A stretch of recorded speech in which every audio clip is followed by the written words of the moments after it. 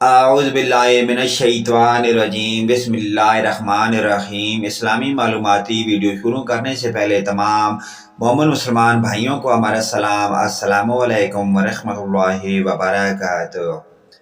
سوال کہ سورت میں حضرت موسیٰ علیہ السلام اور حضرت خضر علیہ السلام کا واقعہ آیا ہے؟ جواب: سورت الکہف آیت نمبر 65 تا 82۔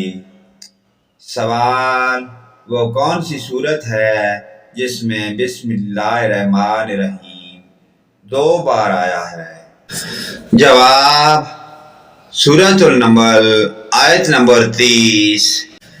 سوال: قرآن مجید کی کس سورت میں روح کے متعلق سوال آیا ہے؟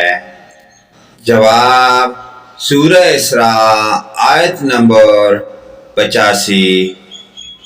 سوال: قرآن مجید کی کس سورت میں ہے کہ شیطان اپنے متابعین سے قیامت کے دن لا تلقی کا اظہار کرے گا؟ جواب: سورہ ابراہیم آیت نمبر 22۔ سوال: قرآن کریم کی کس سورت میں دابۃ الارض کے خروج کا ذکر آیا ہے؟ جواب: سورہ نمل آیت نمبر 82۔ سوال: قرآن مجید کی کس سورت میں سامری کا ذکر آیا ہے؟ جواب: سورہ طٰہٰ میں آیت نمبر 85 تا 98۔ سوال: قرآن مجید کی کس سورت میں غزوہ تبوک کا ذکر آیا ہے؟ جواب: سورہ توبہ آیت نمبر 81۔ سوال: قرآن مجید کی کس سورت میں جنگ بدر کا قصہ بیان ہوا ہے؟ جواب: سورہ انفال آیت نمبر 2 تا 14۔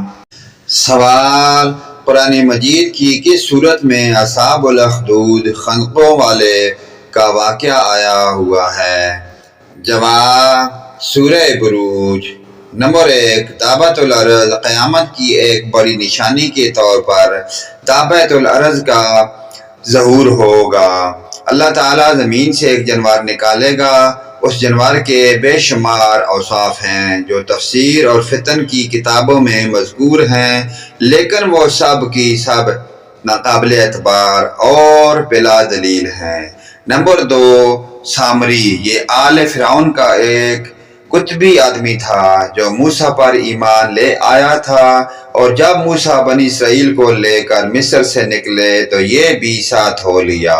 بعد میں اس نے گوشالہ بنایا اور لوگوں کو گوشالہ پرستی کی ترغیب دی۔ پیارے دوستو، ان پیاری دینی معلومات کو آگے اپنے والدین، رشتہ داروں، عزیز و اقارب کے ساتھ شیئر کریں۔ آمین یا رب العالمین۔